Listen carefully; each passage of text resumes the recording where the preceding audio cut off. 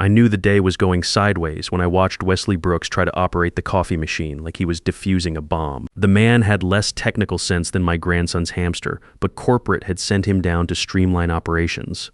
In my line of work, streamline usually means fire the people who actually know how things work and replace them with cheaper alternatives who think cybersecurity is just another app you download. I'm Alex Carter, by the way. 47 years old, been doing cryptography for defense contractors since I got out of the Marines 22 years ago. Did 4 years active duty as a communications specialist in the Gulf, then transitioned to the private sector when I realized I could do the same job protecting America, but actually get paid what I was worth. I build the digital walls that keep foreign hackers from turning off your power grid or crashing your bank account. It's not glamorous work, but somebody's got to do it, and I happen to be very good at it.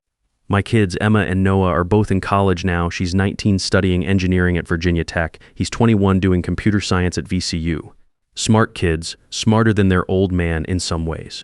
My ex-wife Diana and I split about 5 years ago when she decided she wanted something more exciting than a guy who spent his days staring at code. Can't say I blame her, but it stung at the time. Now I just focus on the work and making sure those college bills get paid.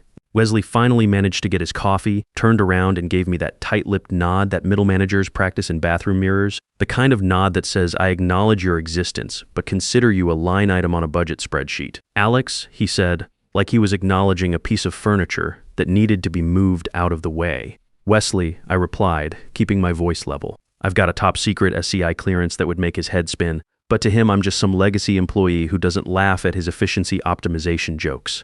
I'd been watching Wesley for the past 3 weeks since he arrived from corporate headquarters in Atlanta. He had that hungry look of a middle manager trying to make his mark, the kind of guy who thinks 25 years of institutional knowledge is dead weight that needs trimming. He'd been spending a lot of time with Charles Hoffman, our CEO, talking about right-sizing and modernization initiatives. Corporate speak for firing experienced people and replacing them with cheaper alternatives. The thing that worried me most was how he kept hovering around the IT admin desk, asking questions about system access and user privileges.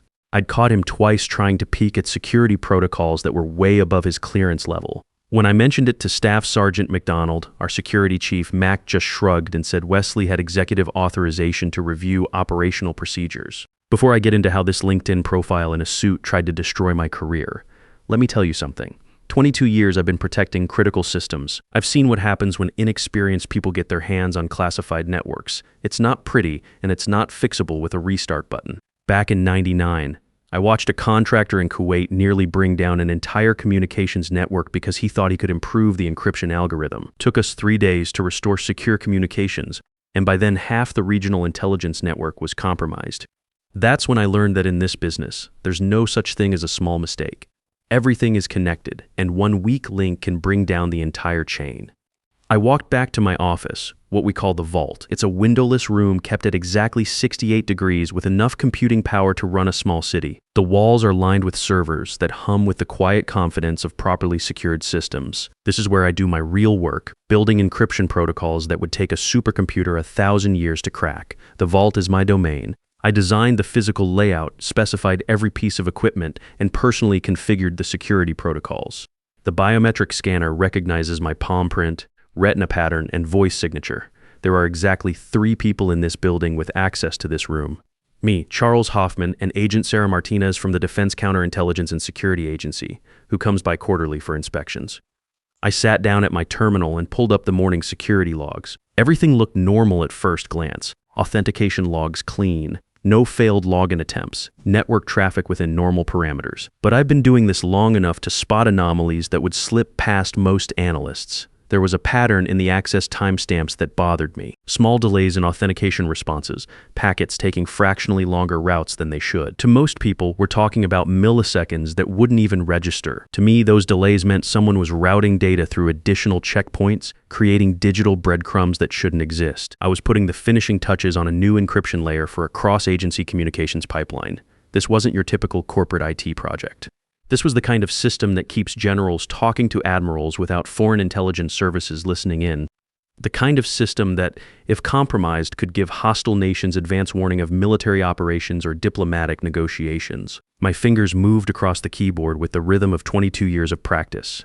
Every keystroke mattered. One misplaced semicolon, one weak handshake protocol, and half the East Coast's military communications could be compromised. The cursor blinked steadily as code compiled line by line, building a fortress of mathematics that would protect conversations between people who make decisions about war and peace. I locked my workstation using the same protocol I've followed for over 2 decades. Lock screen, remove security token, verify clean logout, secure physical access. I never skip steps. Shortcuts get people killed. In Bosnia back in '95, I watched a comm specialist take a bathroom break without properly securing his terminal. 15 minutes later, enemy forces had intercepted our frequency rotation schedule. We lost 2 forward observation posts that night because someone thought procedure was optional. I headed out to grab lunch, but something felt off at the security checkpoint. I swiped my badge and got a red light. That shouldn't happen. These badges are hard-coded with RFID chips tracked by multiple satellites.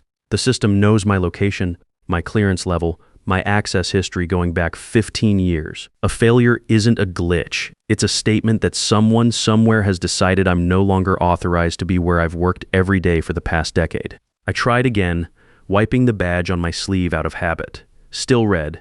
Security. This is Alex Carter.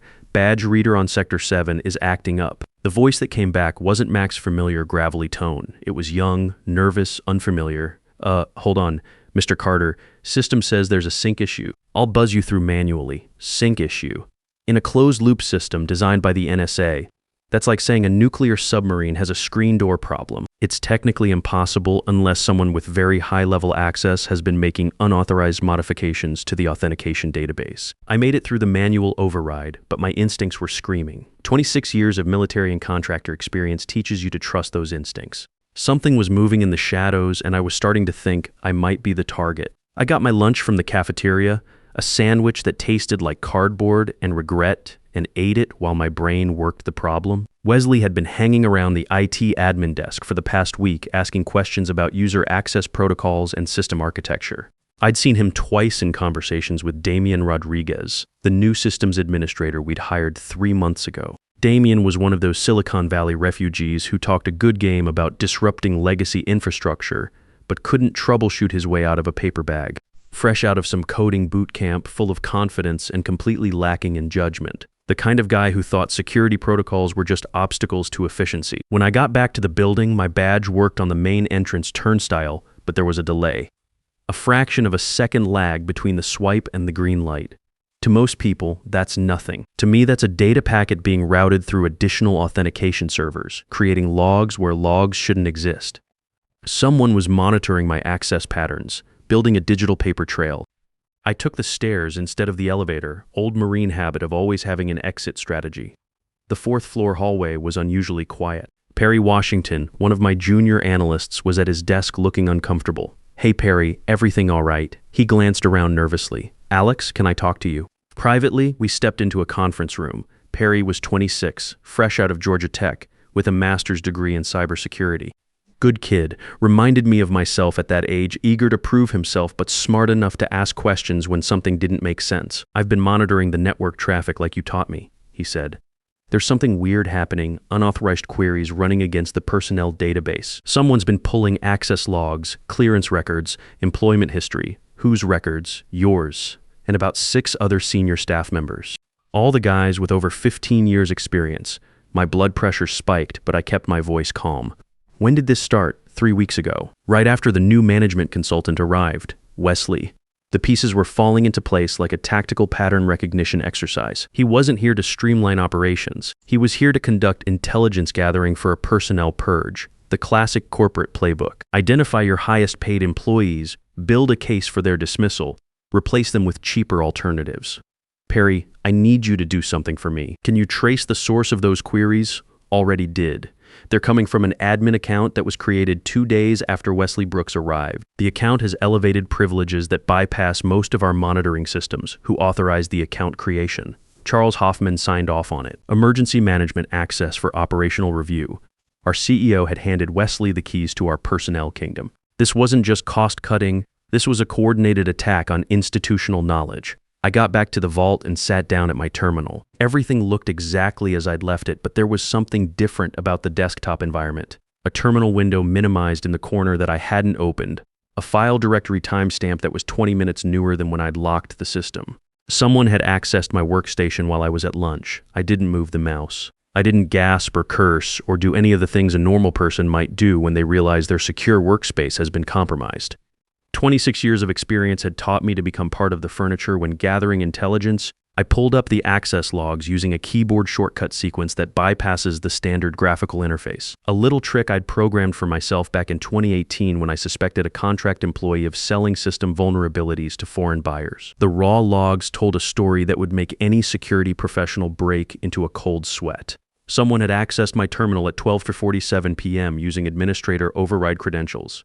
They'd attempted to copy the entire classified project directory but failed because their command syntax was wrong.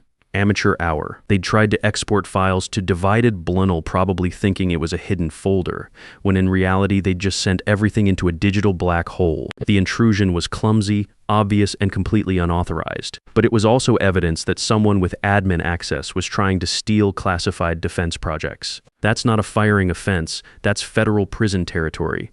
I reached into my pocket and pulled out what looked like an ordinary tube of lip balm.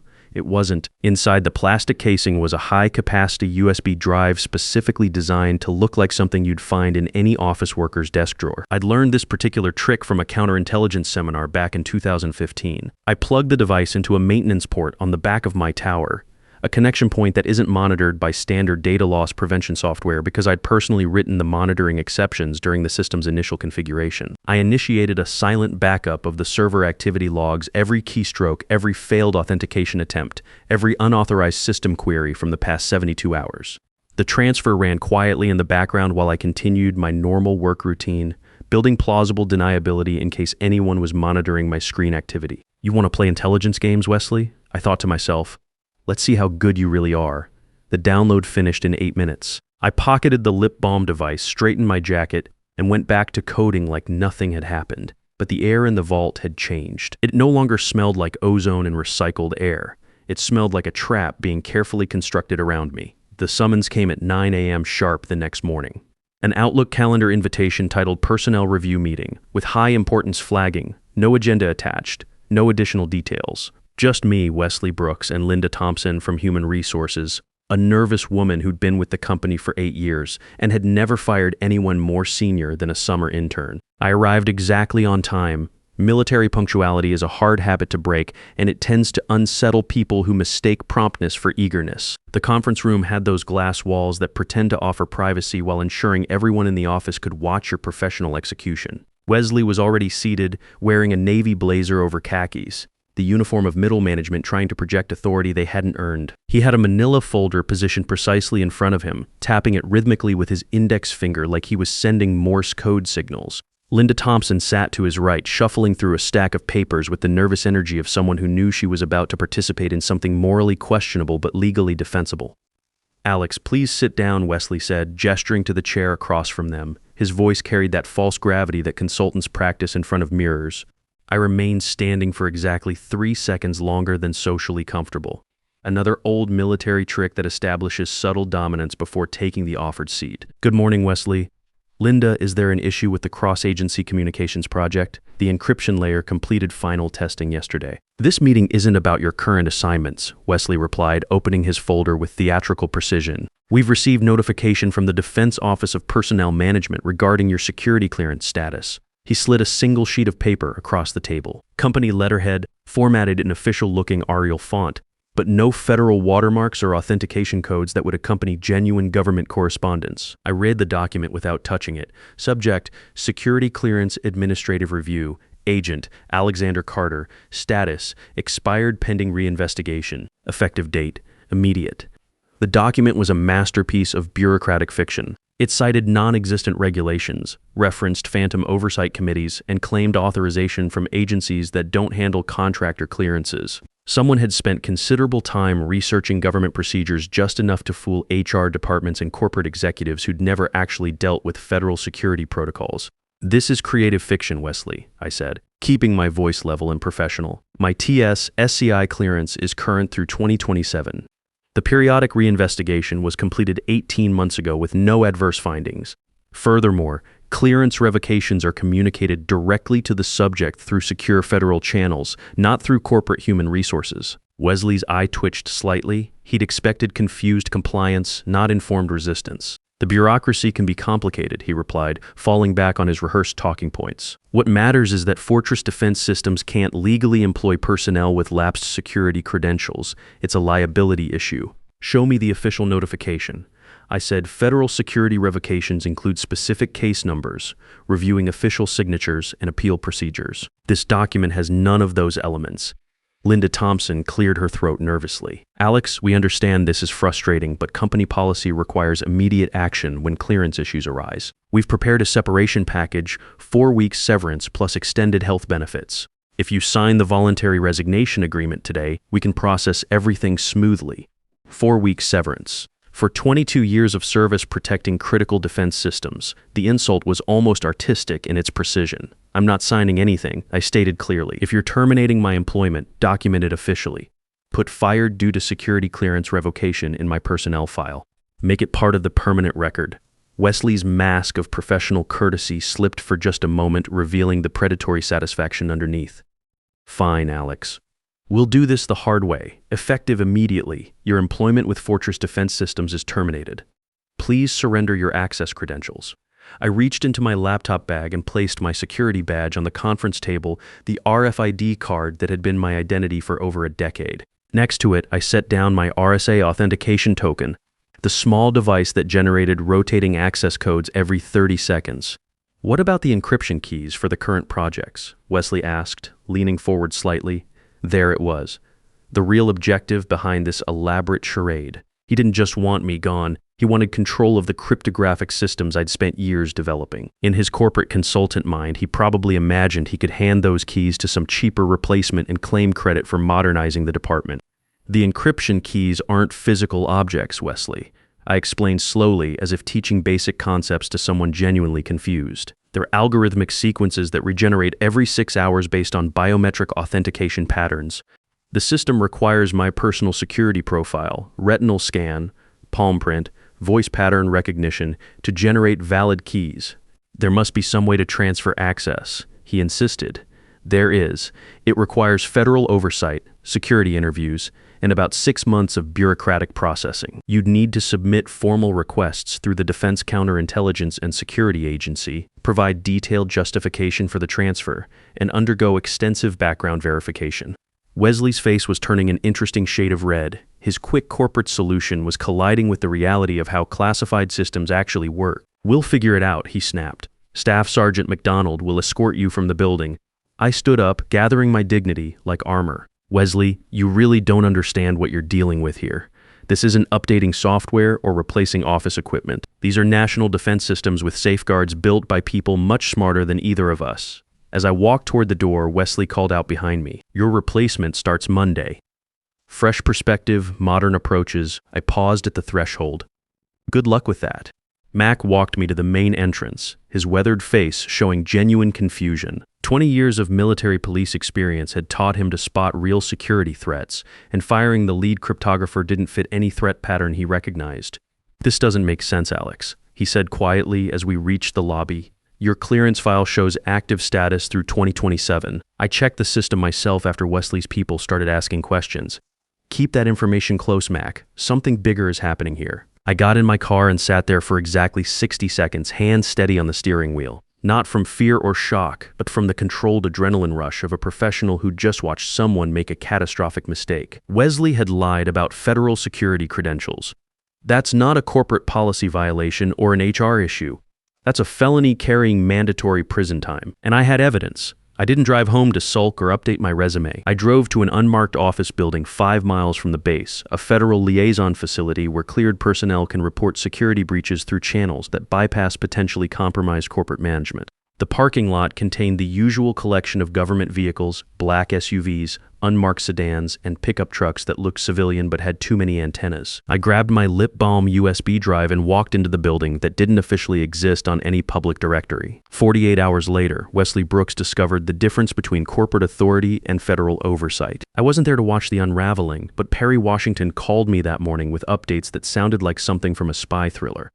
Military police had arrived at 7 a.m. in 3 black Suburbans. Agent Martinez from the Defense Counterintelligence and Security Agency was conducting interviews with senior staff. Wesley and Charles Hoffman were in separate conference rooms with federal investigators who didn't accept corporate explanations for security protocol violations. The best part, Dramaine Rodriguez, Wesley's hand-picked replacement, had managed to trigger every security alarm in our digital infrastructure. Apparently, his modern approach to encryption involved downloading open-source code libraries from public repositories and attempting to integrate them into classified defense systems. The automated intrusion detection systems interpreted his actions as a coordinated cyber attack and initiated lockdown protocols that would take weeks to reverse. By 10 a.m., Fortress Defense Systems had lost its primary government contracts. By noon, Wesley Brooks was in federal custody. By 2 p.m., Agent Martinez was calling my personal phone with a job offer that came with a significant pay increase and direct federal employment status. Mr. Carter, the department needs someone with your expertise to lead a new cybersecurity initiative. No more corporate middlemen, no more cost-cutting consultants. Just you, your team, and the resources necessary to protect critical infrastructure. I accepted on the spot. The transition meeting took place in the same conference room where Wesley had tried to destroy my career 72 hours earlier. Agent Martinez sat where Wesley had been, but her folder contained actual federal documents with real signatures and legitimate authority. The investigation revealed systematic security violations, she explained. Mr. Brooks falsified federal clearance documents, authorized unauthorized access to classified systems, and attempted to transfer sensitive defense technologies to uncleared personnel. Mr. Hoffman signed off on security protocol changes without proper federal notification. She slid a real federal employment offer across the table. We're establishing a new Defense Cyber Operations Division. You'd be the senior technical director, reporting directly to the Pentagon. Your first assignment would be rebuilding the systems that Mr. Rodriguez managed to compromise. 3 months later, I was sitting in a much larger office with actual windows and a budget that didn't require justifying every equipment purchase to cost-cutting consultants. My new team included Perry Washington, who'd earned a security clearance upgrade for his role in documenting the security breaches, and 12 other experienced professionals rescued from various corporate contractors who'd prioritized profits over protection. Wesley Brooks pleaded guilty to federal fraud charges and received 3 years in minimum security prison, plus a lifetime ban from government contracting.